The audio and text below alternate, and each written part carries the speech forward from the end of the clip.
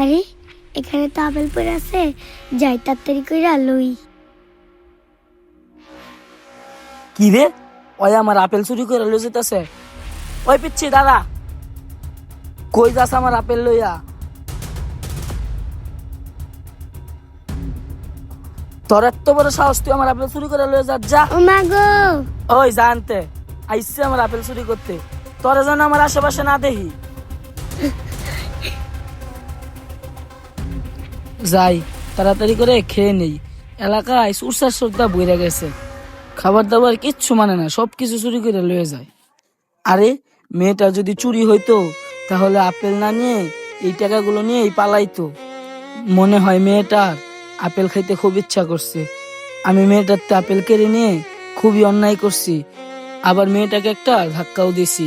যাই মেয়েটাকে গিয়ে আপেলটা দিয়ে দেই। এই আপু, তোমার কি আপেল খাইতে খুব ইচ্ছা করতেছে? হুম, ভাইয়া আমাদের মতো গরিবদের আপেল খাই ইচ্ছা করলেই বাকি, আঙ্গ মতো গরিব ঘর আপেল কিনা খাওয়ার টাকা নাই। কেন খাইতে পারবা না? তোমার আব্বু কি তোমার আপেল কিনা দেয় না? ভাইয়া আমার যদি আব্বু ইচ্ছাই থাকতো তাহলে তো আমি আপনার কাছ থেকে আপেল চুরি করে খাইতাম না। কি বলো, তোমার আব্বু নাই? তাহলে তুমি কার কাছে থাকো? আমি আমার চাচার কাছে থাকি। কেন, তোমার চাচা কি বাসায় আপেল আনে না? হ ভাইয়া, আমার চাচা আপেল আনে, কিন্তু সেগুলো আমার চাচাতো ভাই আর চাচাতো বোনকে খেতে দেয়, আমার একটা আপেলও খাইতে দেয় না।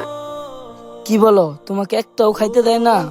আচ্ছা আফু, বলো তো তুমি সকালে আজকে কি দিয়ে খাইছো?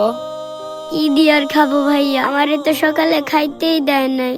কি বলো, তোমার সকালবেলা খাইতে দেয় না? হ ভাইয়া, আমারে সকালে খাইতে দেয় না। সারাদিনে যখন খাবার পৌঁছে যাইতে ধরে তখন চাচি আমারে কয়টা খাইবার দেয়। মেয়েটা ঠিকই বলছে, এই পৃথিবীতে বাবা মা ছাড়া সন্তানের কষ্ট কেউ বুঝতে চায় না। আচ্ছা আফু, চলো আমার সাথে।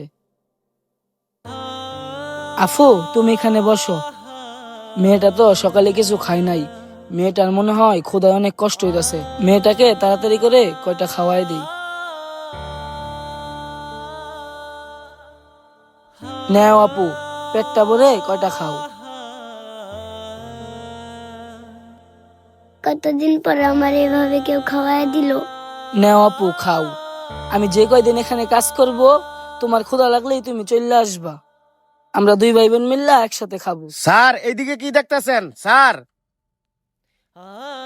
আচ্ছা কাইম সাহেব, ওইখানে একটা ছেলে দেখতেছি, ওই ছেলেটা কে?